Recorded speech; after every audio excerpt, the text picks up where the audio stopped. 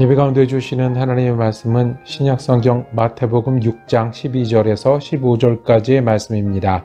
세번역 성경으로 받들어 읽습니다.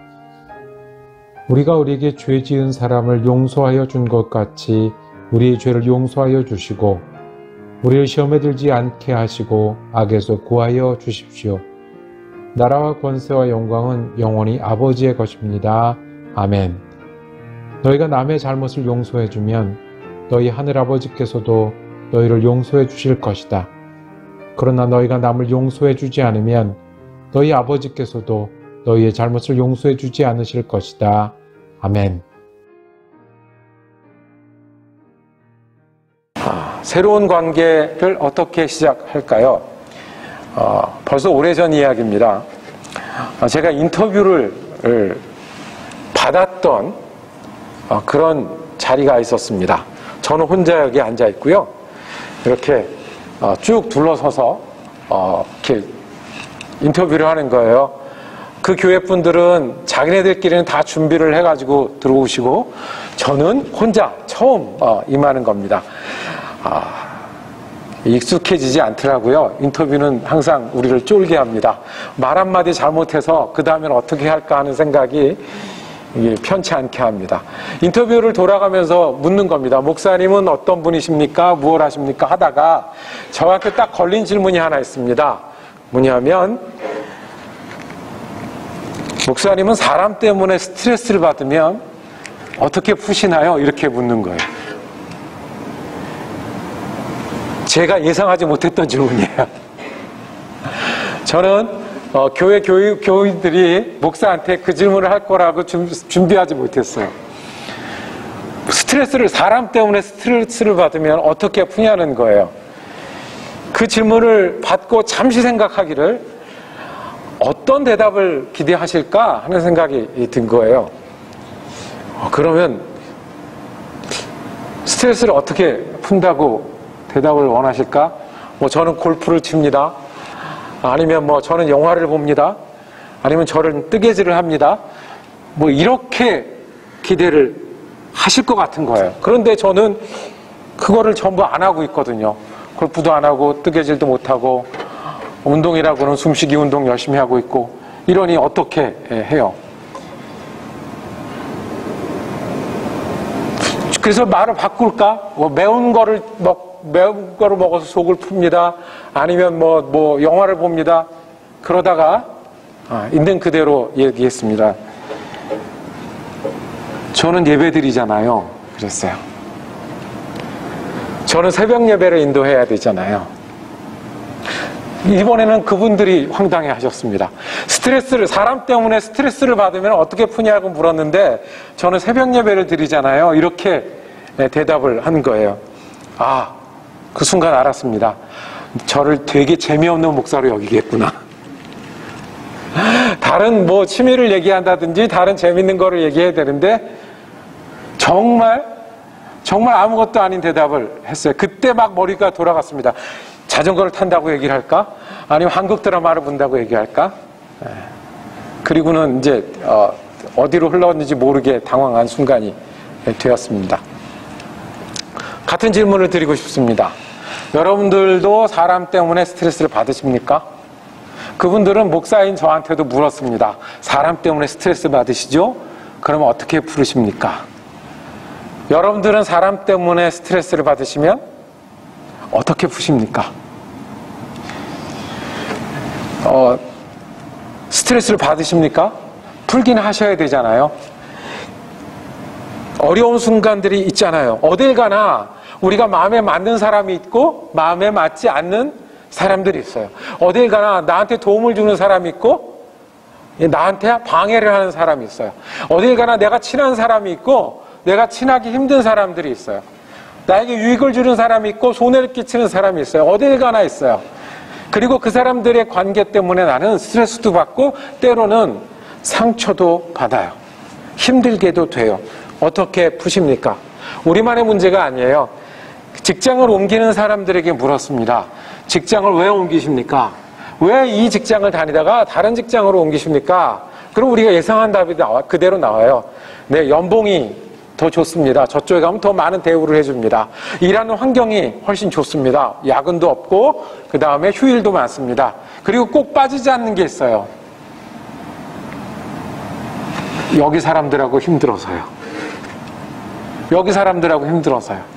어디에 있든지 힘들게 하는 사람들이 있고 그 힘들게 하는 사람들이 계속해서 괴롭히면 우리는 그 직장을 옮기기도 합니다. 누구나 사랑하는 사람들과 좋은 관계를 가지고 싶어 합니다. 잘 지내고 싶어 합니다. 더 친해지고 싶어 합니다. 우리가 사랑하는 사람들과 잘 지내는 것만큼 좋은 게 없잖아요. 그만한 게 어디 있습니까? 그런데 그게 쉽지 않다는 거예요. 우리가 모이면요, 관계에 가면 꼭 우리한테 무례한 사람이 있어요.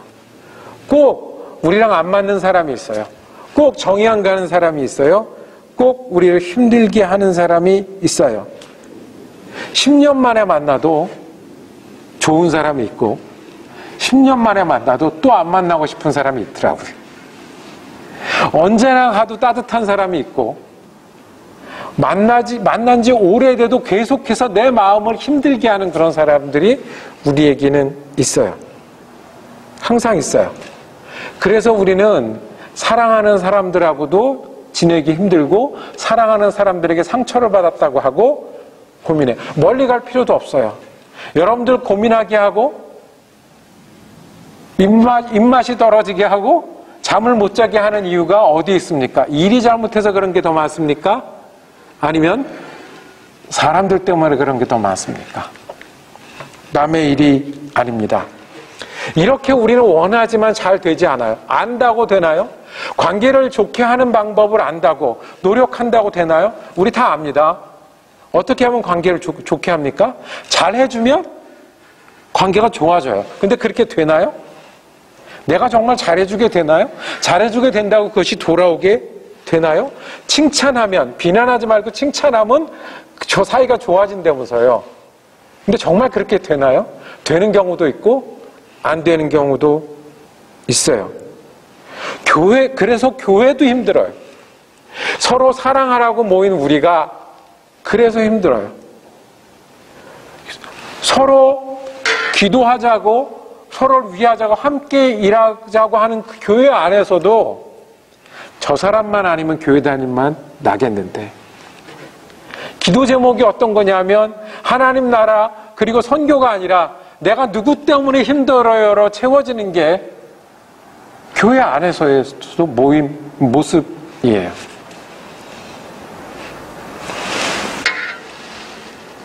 줄이면 우리는 사람들 때문에 스트레스를 받고 살아요. 그런데 정말 잘 지내고 싶어요. 마음도 있고 알기도 해요. 어떻게 잘 지내야 되는지. 그리고 우리가 예수도 믿어요. 그런데 여전히 우리는 사람들 때문에 힘들어요. 우리만 그랬을까요? 성경에 나온 사람도 그랬어요. 우리만 그거를 알까요? 예수님도 아세요. 우리가 사람들 때문에 힘들어하는 사람이라는 걸 아세요. 그래서 예수님께서는 그 우리들에게 어떻게 관계를 맺고 살아갈 수 있는지, 어떤 힘으로 우리가 노력해도 힘들고 마음이 있어도 힘들고 정말 가까운 사람인데도 상처를 받는데 이런 우리에게 어떻게 하라고 말씀하실까요? 오늘 읽은 구절이 예수님께서 우리가 관계 때문에 힘들어할 수밖에 없는 시간들을 보내는 사람이라는 걸 아셔서 주신 말씀입니다.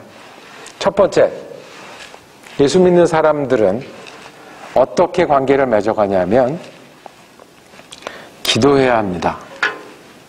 기도해야 합니다. 오늘 우리가 읽은 구절은 여러분이 잘 아시는 주기도문입니다. 주기도문은 어떻게 된 거예요? 예수님께 왔어요. 제자들이 와서 뭐라고 했냐면 기도를 가르쳐 주세요라고 했어요.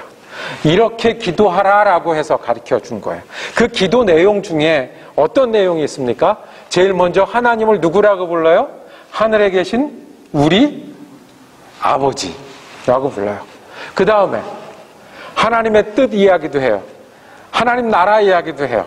그 다음에 힘든 우리 사정, 일용할 양식도 주세요라고 얘기를 해요. 그리고 그 다음 구절이에요.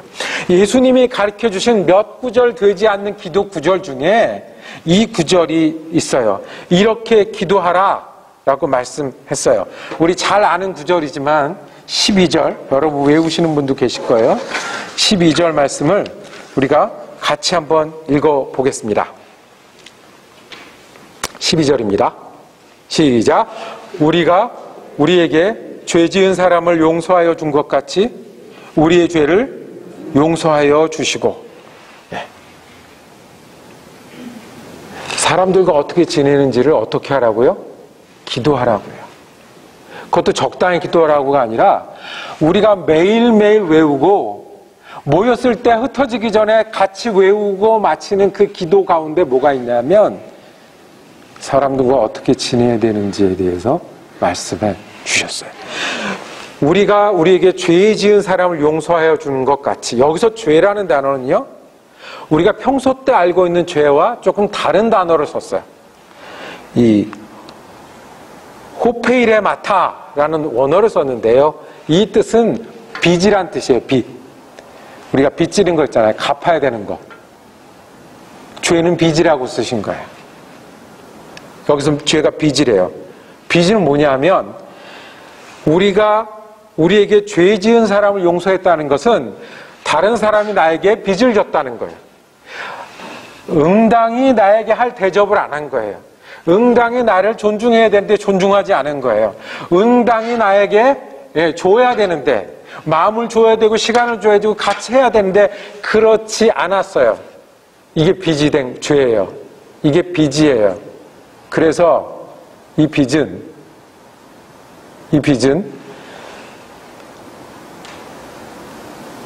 받아야 되는 거예요. 내가 받아야 돼. 내가 당연히 받아야 되는 거예요. 그래서 다른 사람이 나에게 잘못한 건 잘못한 거예요. 상처를 주면 안 돼요. 상처를 받았어요. 그래서 나는 이유가 있어요. 미워할 이유도 있고, 억울해할 이유도 있고, 관계가 깨질 이유도 있고, 답답해할 이유도 있고, 마음에 안 들어할 이유도 있고, 그래서 그 관계 때문에, 깨어진 관계 때문에, 상처받은 것 때문에 힘들어할 이유가 있어요. 이게 빚이에요. 그런데 성경은 이렇게 얘기해요. 원래 빚이라 받아야 되는데 그거를 받지 말라고 얘기하세요. 이렇게 기도하라는 거예요. 내가 빚 받아야 돼요. 저 사람이 나에게 잘못했어요. 마음 상하게 했어요. 저 사람 때문에 힘들어요. 그런데 그걸 다 지우겠습니다 하라는 거예요. 어떻게 하냐면 내가 이렇게 하는 것처럼, 우리가 용서하는 것처럼 누가요? 주님이 우리의 죄를 용서해 주셨다고 그래요. 빚을 탕감한다는 건 그런 거예요. 하나님이 우리를 봐주는 것처럼 하는 거예요. 우리도 하나님께 빚을 졌어요. 죄를 진 거거든요. 믿지 않았고 순종하지 않았고 반대로 갔고 율법도 어겼고 지금도 하나님 앞에 죄인이에요. 우리는 하나님이 받을 빚이 있는 그런 사람이에요. 그런데 하나님이 그거를 탕감해 주셨어요. 그래서 우리는 무엇을 받았다고 얘기를 해요? 은혜를 받았다고 얘기를 해요. 은혜로 탕감 받았으니 나도 어떻게 한다? 나도 그 빚을 없는 것으로 여긴다는 거예요. 이것을 기도하라는 거예요. 예수님이 기도하라는 몇 개 있었잖아요. 그 중에 이게 있는 거예요. 그래서 우리가 매일 외우는 기도 중에 이게 있는 거예요. 예수님이 우리에게 은혜를 베푸셨잖아요. 그러니 우리도 다른 사람들에게 억울한 일, 상처 준 사람, 힘들게 한 사람에게 어떻게 해요? 탕감하라는 거예요. 이거를 매일 기도하는 거예요. 이것이 주님이 우리에게 가르쳐 주신 비결이에요. 두 가지가 있어요. 위로가 있고요. 이거를 매일 기도하라고 주님이 우리에게 가르쳐 주신 것은 위로가 있고 경고도 있어요. 위로는 왜 위로냐 하면 이거 다른 사람도 안 되는 거예요. 매일매일 기도해야 되는 거예요. 다른 사람도, 예수님의 제자도, 예수님 따라다니는 사람도 어떻게 기도해야 되냐면 이걸 붙들고 매일매일 기도해야 돼요. 아, 내가 빚진 사람이지. 그래서 하나님이 내 빚을 탕감해 주셨지. 그러니까 나도 어떻게? 나도 내가 받을 빚을 탕감한다는 거예요. 마음처럼 안 되는 거예요. 노력한다고 안 되는 거예요. 우리가처럼 교회로 모여도 안 되는 거예요. 그러니까 어떻게 해요? 매일 기도하라는 거예요. 노력하라 이전에요. 애써라 이전에요. 비결 이전에 어떻게 하라고요? 기도해서 해결해야 된다는 거예요. 우리 힘으로 안 된다는 거예요. 또 가르침도 돼요. 왜냐하면 우리는 잘 지내려고 하면, 관계를 해결하려고 그러면 어떤 게 먼저 제일 떠오릅니까? 한무라미법. 눈에는 눈으로. 요새는 눈으로 만족하지 못하죠?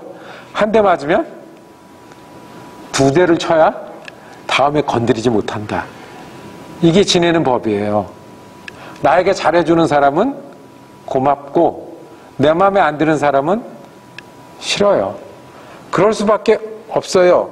내게 이익이 되는 사람이 있고 손해가 되는 사람이 있어요. 그런데 그렇게 하는 게 아니라 기도함으로 바로 잡아야 된다는 거예요. 기도함으로 바로 잡아요. 노력함으로, 원함으로 안다고 되지 않는데 어떻게 해요? 그러니까 매일 이거 가지고 기도해라는 거예요. 첫 번째, 사람 때문에 스트레스를 받으십니까? 관계 때문에 어렵습니까? 예수님 때도 그랬습니다. 예수님이 가르쳐준 비결은 이거를 예수님께 갖고 와서 기도하라는 겁니다. 두 번째는요, 이 기도를 진심으로 하면 우리가 은혜를 알고 은혜를 나누는 사람이 될 수 있어요.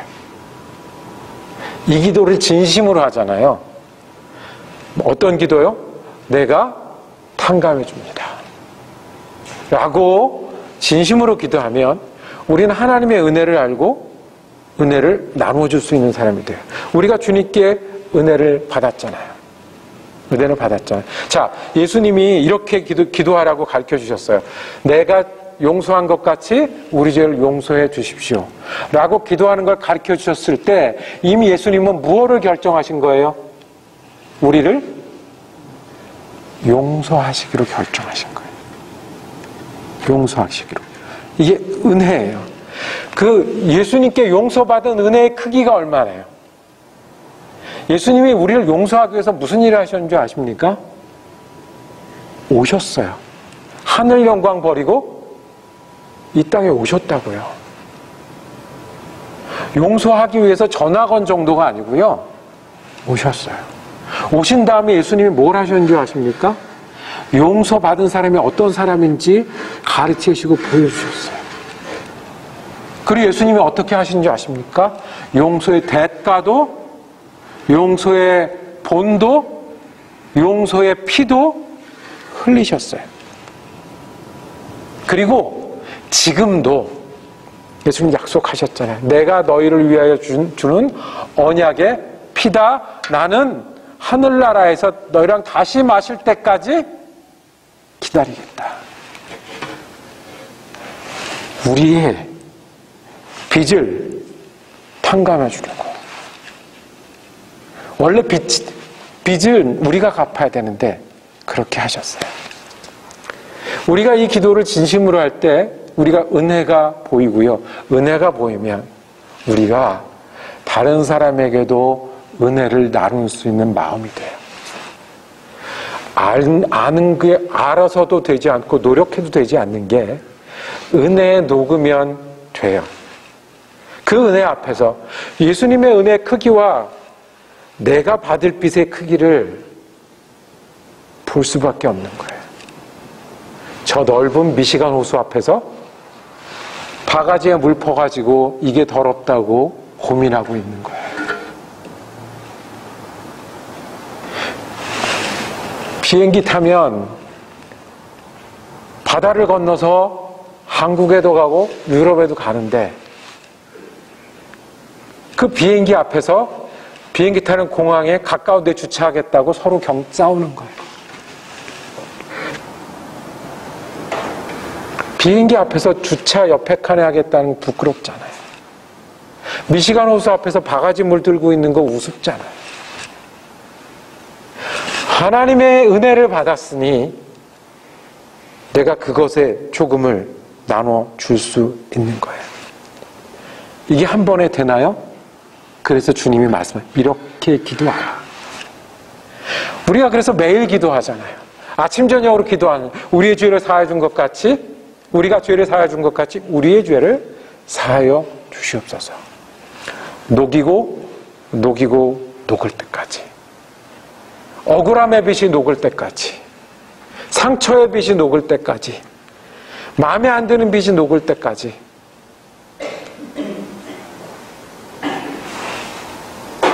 이 기도를 진심으로 할 때 우리는 우리가 은혜 받은 사람인 것을 기억하게 되고요. 그래서 은혜를 나눌 수 있는 사람이 될 수 있습니다. 그래서 14절, 15절에 보면 같은 말이 반복을 합니다. 너희가 남의 잘못을 용서해주면 너희 하늘 아버지께서도 너희를 용서해 줄 것이다. 너희가 용서해 주지 않으면 너희 아버지께서 너희 잘못을 용서해 주지 않을 것이다. 이거는 바타가 아니에요. 하나 주면 하나 주는 게 아니에요. 하나 주면 하나 주는 게 아니에요. 하나님의 용서를 기억하면 너희도 어떻게 하고 지내야 된다? 너희도 남의 빚을 봐주면서 지내야 된다라는 거예요. 하나님이 나를 예수 그리스도의 피로 이렇게 용서하고 담가서 녹였으니 나도 한 바가지만큼이라도, 주차장 한 칸만이라도 마음으로 옮겨 녹여야 된다라고 말씀하는 거예요. 그래서 베드로가 물었습니다. 나는 7번씩 용서할 수 있습니다. 그랬더니 베드로가 얘기할 때는 칭찬을 들을 줄 알았어요. 원래 율법에는 7번씩 용서하는 게 아니에요. 하나를 받으면 하나를 갚아야 되는 거예요. 그리고 갚아야 되는데 안 갚고 용서해 주는 것만도 큰일인 거예요. 그런데 2번, 3번만 용서해줘도 더없이 큰 하나님의 백성, 이 아브라함의 자손이에요. 그런데 7번을 얘기하는 거예요. 내가 예수님 따라다니기 시작하니까 7번도 얘기합니다. 그때 예수님이 말씀하셨어요. 어떻게 해요? 몇 번씩? 70번씩? 7번. 70번씩 7번이 몇 번이에요? 몇 번이에요? 세 자리 가면 계산이 빨리 안 되죠? 490번. 그러면 예수님이 490번만 용서하신다는 거예요? 예수님 이거 진심이세요. 뭐냐면 나는 계속 용서할 거라는 진심이에요. 예수님 이 말하고 이게 원칙이다 알면 됐다가 아니고요. 내가 너를 용서하고 내가 어디까지 용서를 할 거다? 십자가까지 용서하고 그 위에서까지 나를 욕하는 사람들을 위해서 기도하고 옆에 죽어가는 사람들을 용서하는 데까지 할 거라는 예수님 진심이세요. 우리가 이 주기도문의 이 구절을 외우면서 우리가 진심이 되면 그 예수님의 은혜가 우리의 은혜가 되고요.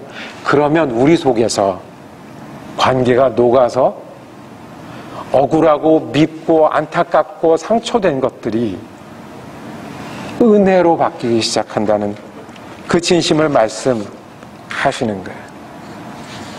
우리가 빚진 사람을 봐줘야 됩니까? 우리가 봐줄 수는 있습니까? 어떻게 할 수 있습니까? 우리가 진실로 은혜 앞에 사는 사람이라는 걸 기억할 때 가능합니다. 지킬 박사와 하이드 씨라는 유명한 소설을 쓴 로버트 스티븐슨이라는 분이 있습니다. 이분은 예수를 안 믿는데 앞장서셨던 분이세요. 그러다가 이분이 원래 이제 예수를 하시는 분은 좀 특이하잖아요. 영국을 떠나서 이 사모아 섬에 가서 살기 시작을 합니다. 거기서 이제 마음이 바뀌기 시작했어요. 거기서 가족들을 모아놓고 가족 예배를 드리는 거예요. 가족 예배를 드릴 때 볼 책은 당연히 무슨 책이죠? 성경책이고, 마칠 때는 무슨 기도로 마치죠? 주기도문.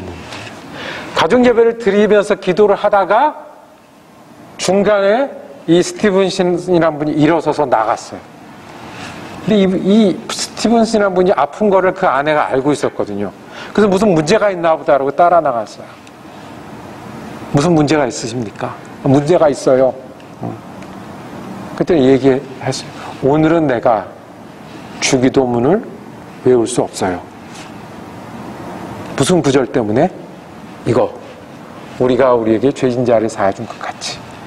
내가 이거 못하겠는 거예요. 이 미움을 해결하지 못하겠는 거예요. 억울함을 해결하지 못하겠는 거예요.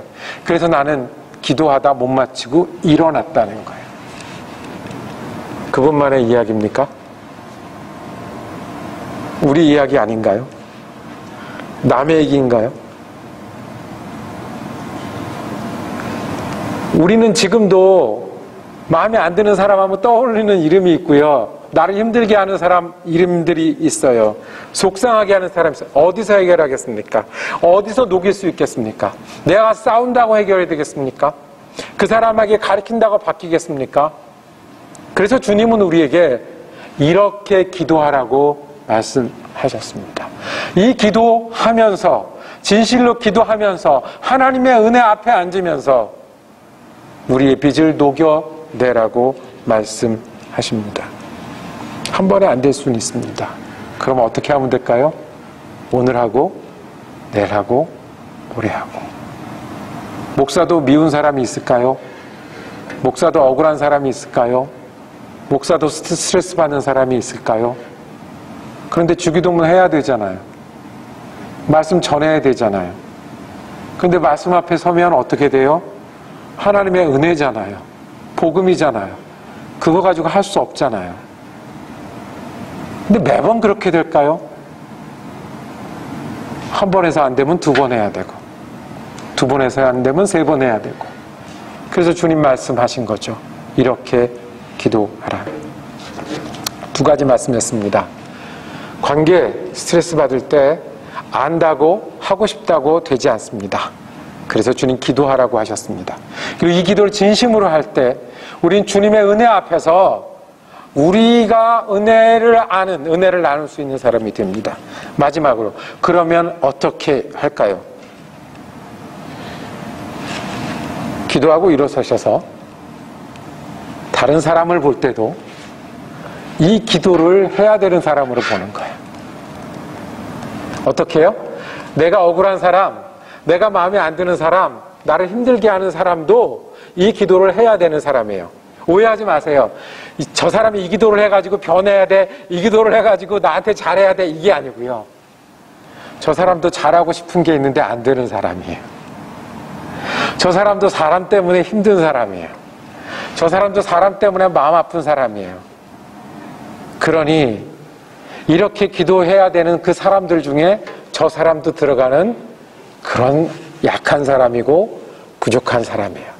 그래서 기도하지 않으면 저 사람도 관계가 안 달라지고요. 은혜를 나누지 않으면 어쩔 수 없는 사람들이에요. 그러면 그 사람이나 나나 주님 앞에 은혜 받아서 사는 그런 사람이지 않겠습니까? 저 사람도 그렇게 기도해야 사는 사람이다 라고 대하기 시작할 때 관계가 달라집니다. 그렇다고 한 번에 잘 안 될 겁니다. 얄미운 사람은 계속 얄밉습니다. 안 맞는 사람은 계속 안 맞습니다. 스트레스 받는 사람은 계속 스트레스 받습니다. 아무리 가깝고 사랑해도 안 되는 사람은 안 됩니다. 그래서 뭐라고 얘기하죠? 애들이 가장 사랑스러울 때는 언제라고요? 내 아이들이, 내가 그렇게 사랑하는 아이들이지만 가장 사랑스러울 때는 언제예요? 그 아이들이 입 다물고 잠들 때 사랑스러워요. 사랑하는 아내지만 항상 쉽습니까? 항상 잘 지냅니까? 사랑하는 아내가 더 사랑스러울 때는 언제일까요? 친정 갔을 때. 쉽게 안 됩니다. 그렇지만 이 아이도, 이 사람도, 내가 얄미운 사람도, 그 억울한 사람도 이 기도를 하고 살 수밖에 없는 그런 사람들이에요. 그래서 주님이 진심으로 이 기도 가르쳐주고 진심으로 자기를 다 바쳐서 용서해 주셨습니다. 그래서 아이들은 잘 때 사랑스럽고요. 마누라는 친정 갈 때 사랑스럽고요. 다른 사람들은 내가 그 사람 이름을 부르며 기도할 때 사랑스럽습니다. 눈 뜨고 만나면 또 힘들지만 눈 감고 이름 부르며 기도할 때 그때 우리 속에서 녹아질 수 있습니다. 말씀을 마치도록 하겠습니다. 예수 믿는 사람들은 특별한 관계를 맺으며 살아갑니다. 이 예수 믿지 않는 사람들은 애쓰며 살고요. 그리고 원하며 살고요. 매일매일 지내지만 예수 믿는 사람은 새롭게 매일매일 관계를 시작할 수 있는 힘이 있습니다. 여러분은 어떻게 사람 때문에 받은 스트레스를 푸시나요? 어떻게 푸시나요? 저는 새벽 예배 설교해야 되잖아요. 주일 예배 설교해야 되잖아요. 가 답이었습니다. 예수님은 우리에게 기도하라고, 은혜를 붙들고 기도하라고 말씀하십니다. 한 번에 안 되니까 주기도문 자꾸 외우게 하셨고, 한 번에 안 녹으니까 모일 때마다 서로 주기도문 하게 하셨습니다. 우리는 어떻게 관계를 맺어갈 수 있겠습니까? 휴가가 좋은 거는 시작하기 때문에 좋습니다. 휴가가 나쁜 거는 끝나는 날이 있다는 거예요. 돌아오고 나니까 교회가 있고요. 교회 표어가 기억이 났어요. 우리 교회 금년 표어가 뭐죠? 믿음으로 든든히 서가는 교회. 7주밖에 안 남았어요. 우리가 믿음으로 든든히 어떻게 서가겠습니까? 한 가지 주기도문 하자고요. 진실하게 하자고요. 그래서 우리 관계가 녹아지게 하고요. 그래서 우리가 은혜로 살 때 은혜로 나눌 수 있는 사람이 되면 우리가 믿음으로 서갈 수 있지 않겠습니까? 7주밖에 안 남은 금년 후회하지 않기 위해서, 믿음으로 든든히 서기 위해서 여러분과 제가 관계 위해 기도하고 다른 사람을 위해 은혜를 나눌 수 있는 사람들이 되기를 원합니다. 우리는 그래서 주기도문 계속할 거고 금년 마지막 날까지 진실하게 하고자 하는 사람들이 되고자 합니다.